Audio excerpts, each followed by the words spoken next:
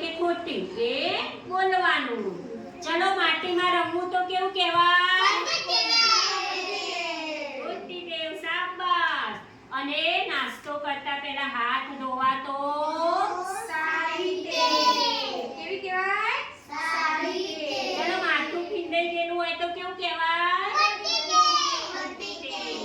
અને તેલ નાખીને માથું ઓળાઈએ સરસ એ કેવું કહેવાય? સારી ટેવ. ચલો આપણે એમને ઉધરસ થઈએ તો શું કહેવાય? અને રૂમાલ આડો રાખીને આપણે ઉધરસ થઈએ તો કેવું કહેવાય? ચલો તમારું દફતર જ્યાં ત્યાં તમે નાખી દો નાસ્તાનો ડબ્બો દફતર તો એ કેવું કહેવાય? અને દફતર સરસ આપણે ટેબલ ઉપર કે આપણા ગોખલામાં કે કબાટમાં મૂકીએ તો એ કેવું કહેવાય?